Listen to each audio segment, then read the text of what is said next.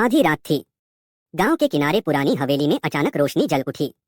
लोग कहते थे वहां कोई नहीं रहता, पर खिड़की में हर रात एक परछाई दिखती थी। रीमा ने सच जानने की ठानी। जैसे ही उसने दरवाजा खोला, ठंडी हवा का झोंका आया और दरवाजा अपने आप बंद हो गया। अंदर सन्नाटा था, पर ऊपर से पायल की आवाज आ रही थी। रीमा सीढ़ियां चढ़ी तो शीशे में अपना चेहरा देखा, पर पीछे कोई खड़ा था। उसने मुड़कर देखा, कोई नहीं। तभी कान में फुसफुसाहट हुई, तू यहाँ क्यों आई? अगले दिन हवेली फिर खाली थी और रीमा कभी नहीं दिखी। गांव के किनारे एक पुरानी हवेली थी जिसे सब खूनी महल कहते थे। रात होते ही वहां से जंजीरों की आवाज आती। एक दिन रिया और उसका भाई अमन हिम्मत करके अंदर गए। दरवाजा खुद भी खुद बंद हो गया। अंधेरा इतना गहरा था जैसे रोशनी कभी थी ही नहीं। अचानक सीढ़ियों पार से एक साया दिखा, जिसके पैर जमीन को छू भी नहीं रहे थे। ठंडी हवा ने उनके कण में फुसफुसाया, वापस जाओ। रिया ने मुड़कर देखा तो अमन गायब था। पीछे से हंसी गूंज उठी।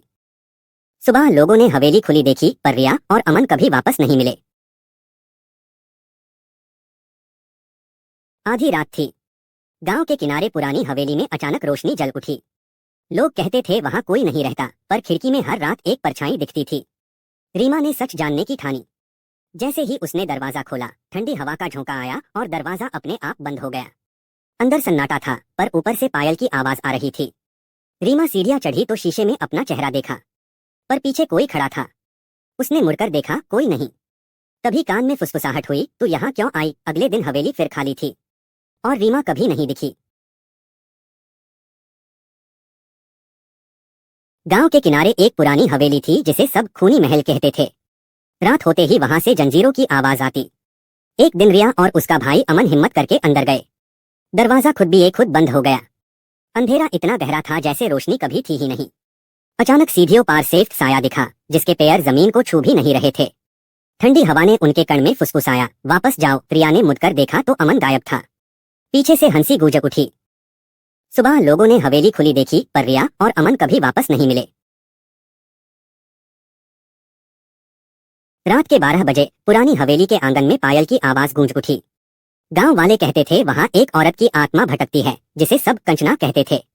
जिसने भी उसका नाम लिया, उसने आईने में अपनी परछाई के पीछे सफेद साड़ी वाली आकृति देखी। एक रात रवि हिम्मत करके अंदर गया। दीवारों पर खून जैसे हाथों के निशान थे। अचानक पीछे से ठंडी सांस उसके कानों को छू गई। उसने मुड़कर देखा, कंचना मुस्कुरा रही थी, लेकिन उसके पैर जमीन से ऊपर थे।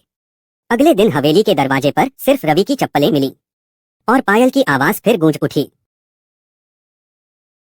रवि को भूत प्रेत पर विश्वास नहीं था। एक रात वह श्मशान के पास दोस्तों के साथ मजाक कर रहा था। अचानक घर लौटने के बाद उसका व्यवहार बदल गया। वह औरतों की तरह बोलने लगा, पायल पहनने की जिद करने लगा और आईने के सामने अजीब मुस्कुराता। परिवार डर गया। एक तांत्रिक ने बताया कि एक अन्याय की शिकार नर्तकी की आत्मा उसमें प्रवेश कर चुकी है। सालों पहले उसे शक्तिशाली लोगों ने मार दिया था। अब वह न्याय चाहती थी। रवि की आंखें लाल हो जाती, आवाज भारी हो जाती। आखिर सच सामने आया, दोषियों को सजा मिली और आत्मा शांति से चली गई।